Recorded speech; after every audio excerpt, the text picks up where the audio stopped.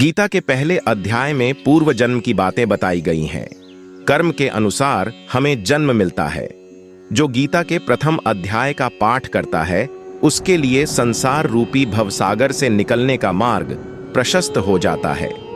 एक बार भगवान विष्णु से माता लक्ष्मी ने प्रश्न किया, भगवान, आप संपूर्ण जगत का पालन करते हुए भी अपने ऐश्वर्य के प्रति उदासीन से होकर इस क्षीर सागर में निद्रा में लीन रहते हैं, इसका क्या कारण है? तब भगवान विष्णु ने माता लक्ष्मी को बताया कि वह निद्रा में नहीं रहते हैं, बल्कि तत्व का अनुसरण करने वाली अंतर्दृष्टि के द्वारा अपने ही माहेश्वर तेज से साक्षात्कार करते हैं।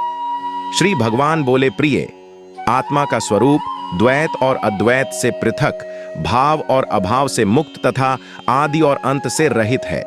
शुद्ध ज्ञान के प्रकाश से उपलब्ध होने वाला तथा परमानंद स्वरूप होने के कारण एकमात्र सुंदर है।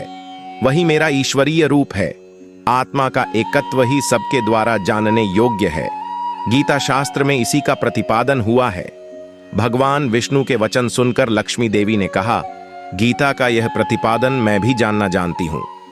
तब भगवान विष्णु ने गीता के 18 अध्यायों में अपनी स्थिति बताने के उद्देश्य से कहा, क्रमशः 5 अध्याय मेरे 5 मुख हैं, 10 अध्याय मेरी 10 भुजाएं हैं, 1 अध्याय उदर और 2 अध्याय दोनों चरण कमल है। इस प्रकार यह 18 अध्यायों को ईश्वरीय मूर्ति ही समझनी चाहिए। गीता के ज्ञान मात्र से ही महान पातकों का नाश होता है। जो भी गीता के 1 या आधे अध्याय का अथवा 1 आधे या चौथाई श्लोक का भी प्रतिदिन अभ्यास करता है, वह सुशर्मा के समान मुक्त हो जाता है। तब देवी लक्ष्मी ने सुशर्मा के जीवन की कथा जाननी चाहिए। विष्णु भगवान ने बताया कि सुशर्मा बड़ी खोटी बुद्धि का मनुष्य था। वह न ध्यान करता था, न जप और न अतिथियों का सत्कार। वह हल जोतता और पत्ते बेचकर जीविका चलाता था। वह मदिरा और मांस का सेवन करता था। इस प्रकार उसने अपने जीवन का दीर्घ काल व्यतीत कर दिया।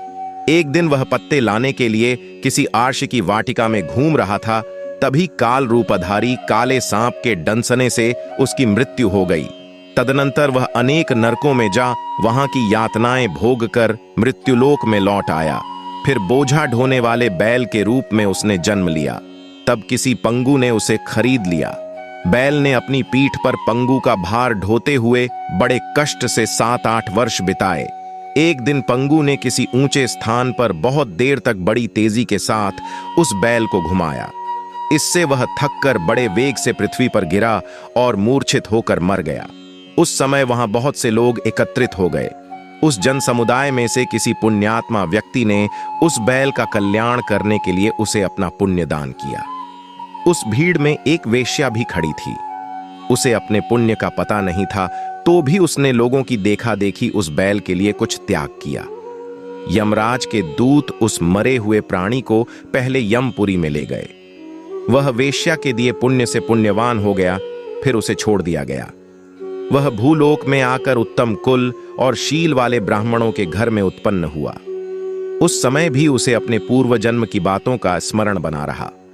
बहुत दिनों के बाद जिज्ञासु होकर वह उस वेश्या के पास गया और उसके दान की बात बतलाते हुए पूछा, तुमने कौन सा पुण्य दान किया था? वेश्या ने उत्तर दिया, वह पिंजरे में बैठा हुआ तोता प्रतिदिन कुछ पढ़ता है, उससे मेरा अंतःकरण पवित्र हो गया है। उसी का पुण्य मैंने तुम्हारे लिए दान किया था। इसके बाद उन दोनों ने तोते से पूछा।